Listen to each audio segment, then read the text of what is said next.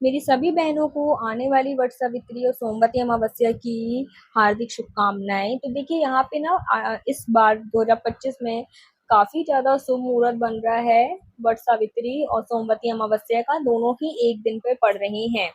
तो देखिए अभी काफी कंफ्यूजन है कि हम इस व्रत, जो लोग दोनों व्रत रखती हैं तो वो एक साथ पूजा कर सकती हैं, और कैसे पूजा करें, क्या करना चाहिए। तो चलिए मैं आपको बताती हूँ। ये व्रत जो है वो 26 मई को पड़ रहा है।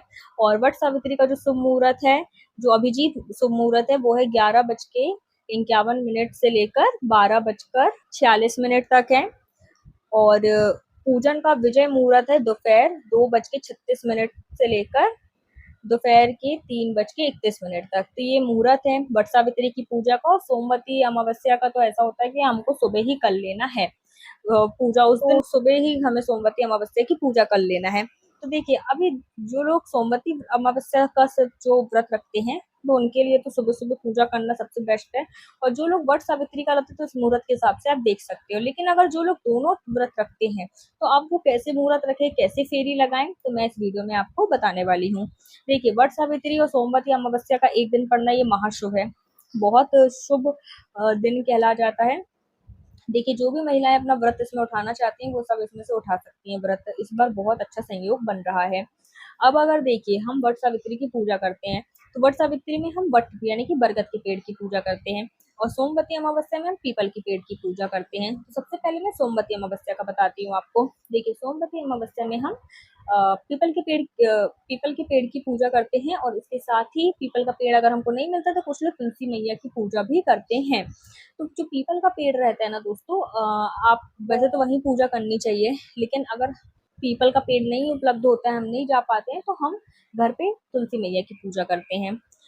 और जो वट सावित्री का पूजा होता है उसमें हम बरगद के पेड़ की करते हैं। बरगद का पेड़ भी अगर हमको नहीं मिलता तो हम घर में उसकी टहनी लेके आ जाते हैं, उसकी जिसमें कोपल फल लगा होता है वो से लेके आते हैं घर में, उसकी उस घर में हम उसकी पूजा कर लेते हैं।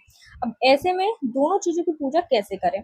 तो देखिए दोस्तों, अगर आप जाती हैं बरगद वृक्ष के पास पूजा करने के लिए, तो पूजा आपको दोनों जगह पे करनी है। यानी कि आपको पीपल के पेड़ के पास भी करना है सोमवती अमावस्या के नाम से, और आपको बरगद के पेड़ की करनी है वट सावित्री के नाम से।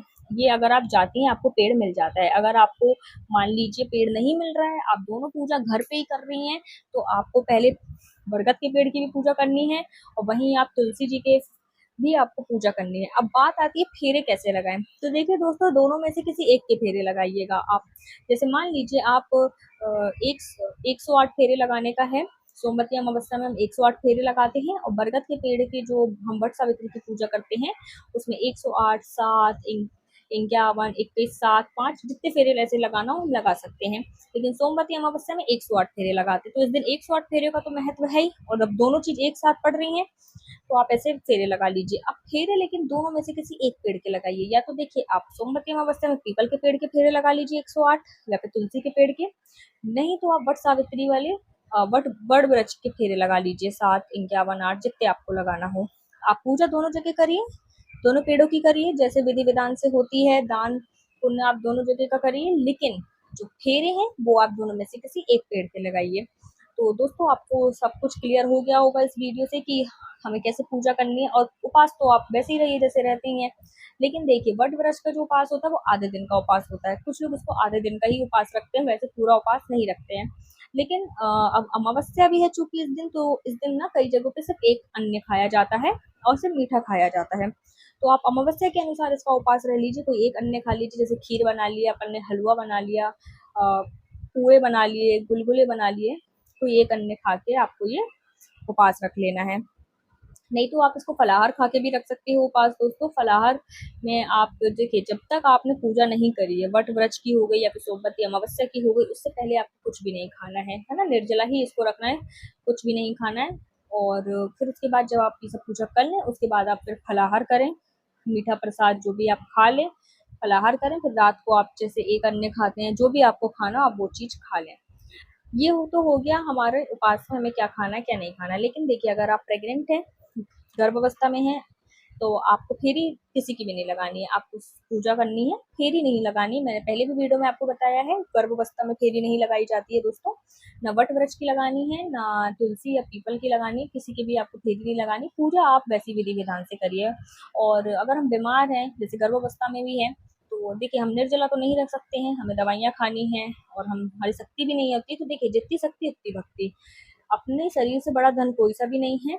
अगर आप नहीं रह पा रहे निर्जला, तो आप पानी चाय पीकर रख लें और फलाहार भी खा लें और फेरी लगाने के बाद, है ना? क्योंकि प्रेगनेंसी में और बीमार है हम खासकर, तो तब ये सब चीज़ें नहीं हो पाती हैं हमसे। तो आपका शरीर जितना रह पाए, आप उस हिसाब से करिए, लेकिन मन में श्रद्धा पूरी रखिए दोस्तों।